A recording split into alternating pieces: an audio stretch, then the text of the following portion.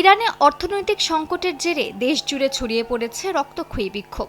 এই সুযোগে দেশটির অভ্যন্তরীণ রাজনীতি নিয়ে নানা ধরনের মন্তব্য করছে যুক্তরাষ্ট্র। সম্প্রতি মার্কিন প্রেসিডেন্ট ডোনাল্ড ট্রাম্প খামেনি প্রশাসনকে হুঁশিয়ারি দিয়ে বলেন, বিক্ষোভকারীদের ওপর হামলা করা হলে শক্তিশালী প্রতিক্রিয়া দেখাবে ওয়াশিংটন। এবার ট্রাম্পের সুরে কথা বলে মার্কিন রিপাবলিকান সিনেটর লিন্ডসে গ্রাহাম সরাসরি হুঁশিয়ারি দিয়ে বলেছেন, বিক্ষোভকারীদের ওপর হত্যাযজ্ঞ অব্যাহত থাকলে প্রেসিডেন্ট ডোনাল্ড ট্রাম্প ইরানের সর্বোচ্চ নেতা আয়াতুল্লাহ আলী খামেনিকে হত্যা করতে পারেন।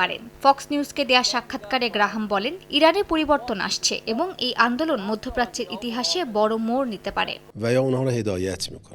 এর মধ্যে ইরানে মূল্যস্ফীতি ও মুদ্রা সংকট ঘিরে বিক্ষোভ দমনে কঠোর অবস্থানের বার্তা দিয়েছে দেশটির বিচার বিভাগ। ইরানের প্রধান বিচারপতি গোলাম হোসেন মোহেসিনি এজেই বলেছেন, যারা রাস্তায় নেমে দাঙ্গায় অংশ নিচ্ছে, নেতৃত্ব দিচ্ছে বা সহায়তা করছে, তাদের কোনো অজুহাত গ্রহণযোগ্য নয়। বিক্ষোভ মোকাবিলায় আইন শৃঙ্খলা বাহিনীর কঠোর অবস্থানের ইঙ্গিত দিয়ে তিনি স্পষ্ট করেন, রাষ্ট্র এসব কার্যকলাপ সহ্য করবে না।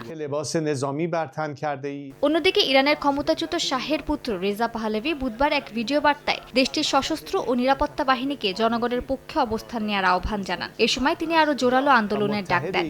আমার এ বার্তা ইরানের সশস্ত্র ও নিরাপত্তা বাহিনীর প্রতি। আপনারা যারা ইরানি জাতিকে রক্ষা করার জন্য সামরিক পোশাক পরেছেন এবং এখন এক ঐতিহাসিক সিদ্ধান্তের মুখোমুখি দাঁড়িয়ে আছেন, তাদের কাছে আমার প্রশ্ন, আপনারা ইতিহাসের কোন পাশে দাঁড়াবেন? অপরাধীদের পাশে নাকি জনগণের পাশে?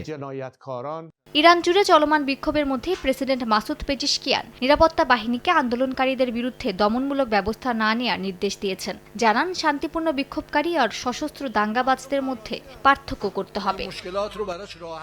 মালিহা সুহরওয়ার্দী, সময় সংবাদ।